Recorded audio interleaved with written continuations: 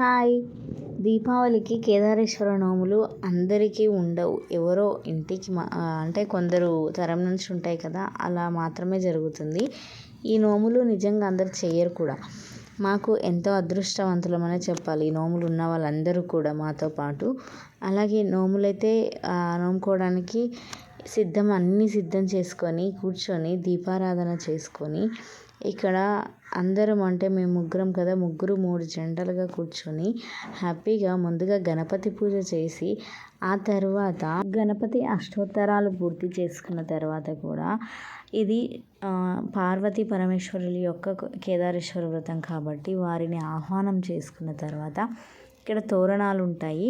ఆ తోరణ పూజ కూడా 21 ముడికి 21 మంత్రాలు ఉంటాయి. ఆ యొక్క 21 మంత్రాలతో పూజ చేసి తోరణ పూజ చేసిన తర్వాత అక్కడ తోరణాలు తీసుకొని భర్త భార్య చేతికి కడతారనమాట. ఇది కంపల్సరీ పూజ అవుతున్నప్పుడు తోరణ పూజ చేసిన తర్వాత ఇది ఇలా తోరణాలు కట్టుకోవడం అయితే జరుగుతుంది. ఇలా తోరణాలు ఒకరి తర్వాత ఒకరు అందరూ తోరణాలు కట్టుకున్న తర్వాత భర్త యొక్క ఆశీర్వాదం తీసుకొని మళ్ళీ పూజ అయితే ఆరంభించడం అయితే జరుగుతుంది. ఇలా ప్రతిసారి కూడా మా ఇంట్లో పంతులు మా కొడుకే చేసేవాడు ఈ పూజ. ఈసారి మాత్రం ఫోన్లో పెట్టుకొని చాలా సేపు మంచిగా చేసుకున్న తృప్తి అయితే ఉన్నది ఫోన్లో పెట్టుకోవడం వల్ల. సో థ్యాంక్స్ టు యూట్యూబ్ అనమాట. నిజంగా ఎవరికి ఏది తెలియకపోయినా అందులో అన్నీ ఉండడం చాలా బాగుంది. ఇంకా పూజానంతరము ధూపదీపము హారతులు ఇచ్చిన తర్వాత మళ్ళీ నమస్కారాలు చేసుకొని మా పిల్లలు చూడు ఇక్కడ అంత బాగా అందరూ చాలా భక్తి శ్రద్ధలతో కూర్చున్నారు. హ్యాపీగా ఒక గంటన్నర పట్టినా సరే పూజకి అందరూ శ్రద్ధగా కూర్చొని పూజా విధానాన్ని చూస్తూ వాళ్ళు కూడా చాలా ఆనందంగా వింటూ ఉన్నారనమాట.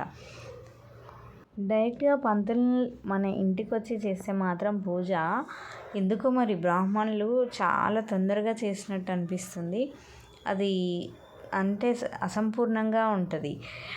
సగంగానే అనిపించేది. ఎప్పుడు కూడా ఒక 20 నుంచి 30 నిమిషాల మధ్యలో మ్యాక్సిమం అరగంటలో ఎంత పెద్ద పూజ అయినా చాలా మొత్తం పూర్తి చేసేస్తారనమాట అరగంటలో. గణపతి పూజ, తర్వాత అదంగ పూజ, తోరణ పూజ, శివపార్వతుల యొక్క ఆహ్వానము, ఇన్ని పూజలన్నీ కూడా అరగంటలో పూర్తి చేస్తారు. ఇంత ఉదయం నుంచి కష్టపడి హ్యాపీగా అన్నీ రెడీ చేసుకొని ఎంతో మంచిగా చేసుకోవాలని కూర్చుంటామా, అరగంటలో పూజ అయిపోయేసరికి అంత హ్యాపీగా అనిపించేదే కాదు అసలు.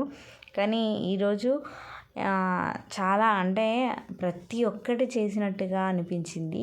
హ్యాపీగా చేసుకున్నట్టుగా పూజ పూర్తిగా చేసుకున్నామన్న తృప్తి అయితే ఉన్నది ఆ రోజు. అంత టైం వరకు ఉపవాసం ఉన్నా సరే చాలా హ్యాపీగా జరిగింది. ఈరోజు ఈ పూజ అయితే మాత్రం అంత అద్భుతంగా చేసుకున్నాం. అదేంటో ప్రతిదీ అంటే అనుకోకపోయినా మా ఇంట్లో చాలా అద్భుతంగా జరిగింది.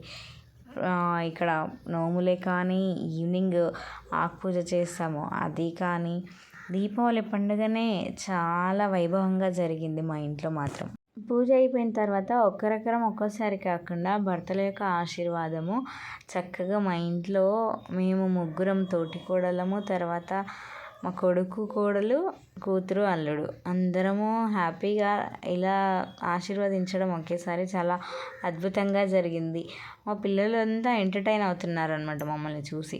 ఆ తర్వాత మా ఇంట్లో మా అత్తమ్మ గారి యొక్క ఆశీర్వాదం కూడా అందరము ఒక్కొక్కరం ఒక్కసారి కాకుండా ఒకేసారి ఆశీర్వదిస్తుంది. ఎంత అద్భుతంగా ఉందో. Thank you for watching.